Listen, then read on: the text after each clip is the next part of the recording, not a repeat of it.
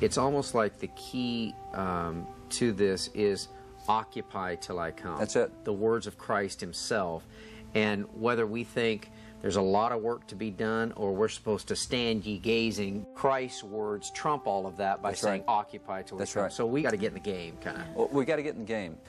Our founding fathers had a concept of stewardship that I think we need to recapture. And they saw stewardship in the form of every blessing that had been given them, civil, religious, family, otherwise. And if you look at what happened in Matthew 25 and Luke 19, the parables we have of the minas and the talents, it's the minas in Luke and it's the talents in Matthew. The master calls the servants together, Christ calls everybody together, says, okay, I'm giving you this and this and this, and you take care of it till I come back. So he takes off. At some later point in time, he comes back. He says, all right, it's accounting time. So one, in Luke 19, the minas, he took one, gave it to this guy. This guy had taken it, and he kept it really well. Didn't lose anything. Nothing was gone from what he was given, but he didn't increase anything. And the master says, out. You know, the very first command God gave was multiply. I mean, that's the very first thing.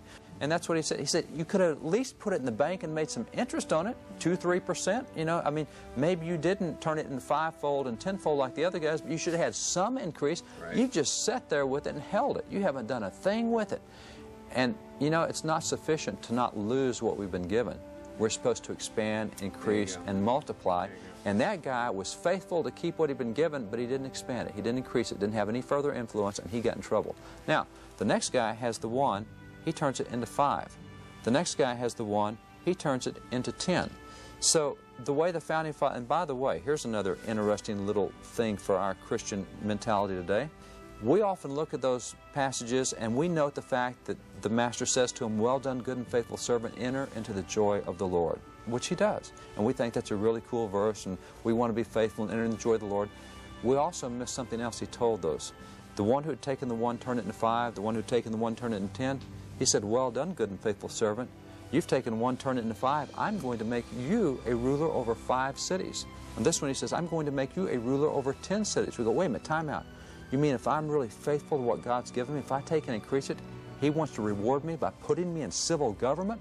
That's not a reward. That's the way we think today.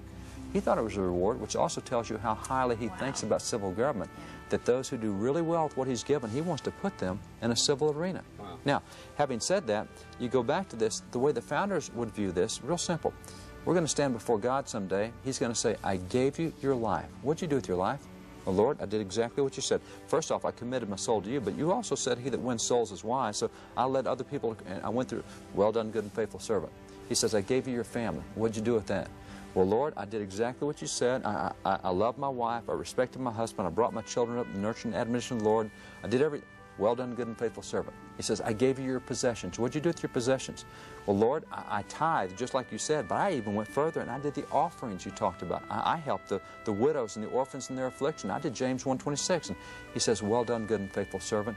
And then he says, I gave you your government. What'd you do with that? Oh, Lord, I decided not to get involved in that one.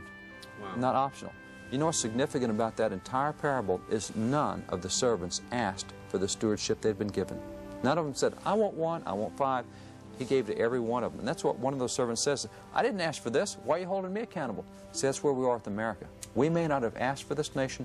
We may not have asked for this government. But he's going to ask us about it. Wow. He's going to say, what did you do with that government I gave you? Well, I sat at home and I didn't vote and I didn't care about politics.